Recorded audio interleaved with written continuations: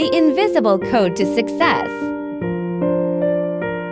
Hello and welcome to today's show. Today, we want to talk about a very important topic: conducting oneself and handling affairs. It's a phrase we've heard since childhood, but what does it really mean? And how does it relate to our lives, our work, and even our spiritual practice? The four characters, conducting oneself and handling affairs, might seem simple, but they cover a vast amount of ground. This concept isn't isolated.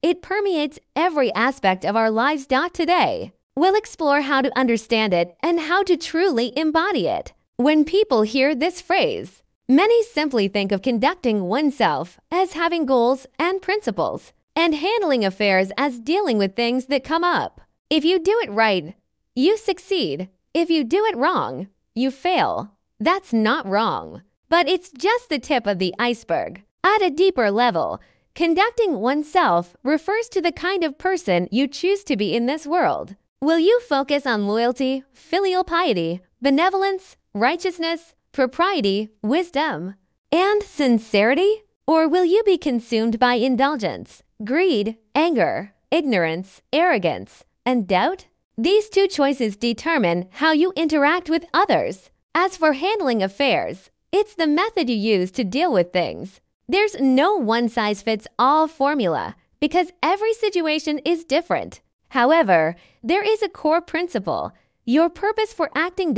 Is it to be selfless and benefit others? Or is it to sacrifice the interests of others for your own? Different intentions lead to completely different outcomes.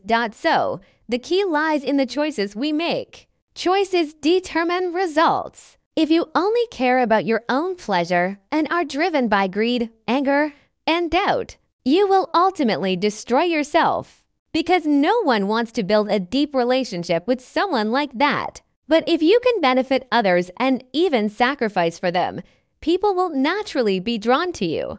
Everyone seeks their own benefit, and they'll get that benefit from you. So, how do you become a master of conducting oneself and handling affairs? It's built on a foundation of knowing the situation and understanding what's appropriate. Knowing the situation is paramount. It means understanding the context and circumstances. Whether you're dealing with a person, an object, or a matter, you must first understand the situation. For example, everyone hopes others will help them. If you only ever thought about others helping you, but never helping others, who would want to befriend you?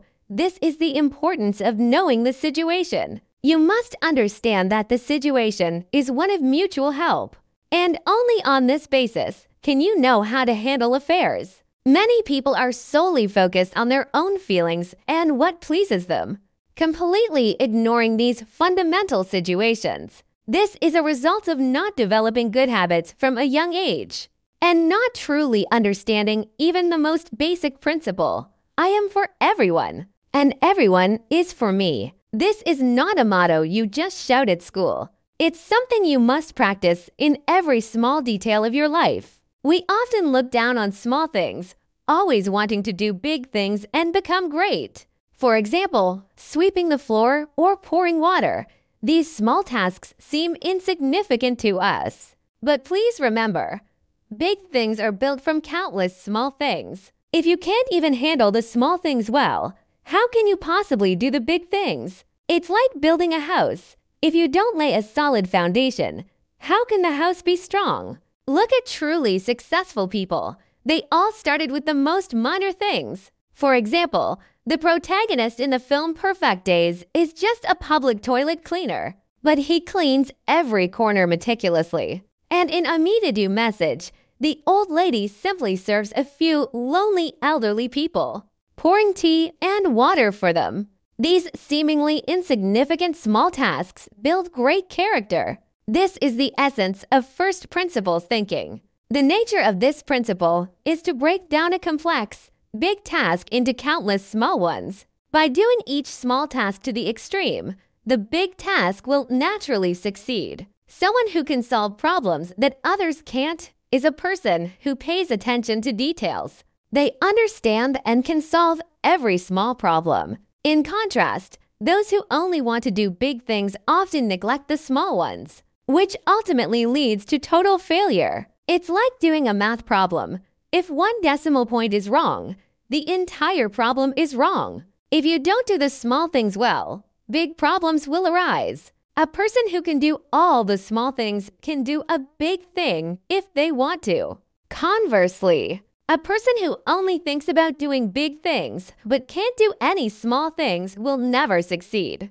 Why is it so hard for us to change these mindsets? Because we always want to feel good and find these small tasks awkward. We might even feel like we're being slaves. We always wanted to be the emperor, but never the servant. Remember, if you can't even get along with or save your own parents, how can you save all sentient beings? Buddhas and Bodhisattvas are the true servants. They sacrifice their own interests to serve all beings. If you can't even do this, how can you say you've awakened the Bodhi mind? Changing your mindset is difficult, but not impossible. You must understand that these awkward things you do now are paving the way for your future joy. The suffering you endure now is for the sweetness to come.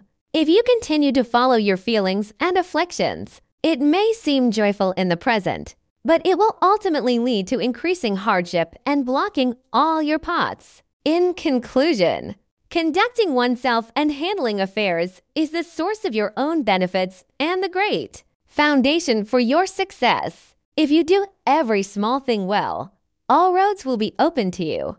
Conversely, if you can't even do the small things well, you'll block all the open paths. I hope everyone can gain something from today's sharing. Start now. Begin with the small things around you and become a person who is truly skilled at conducting oneself and handling affairs.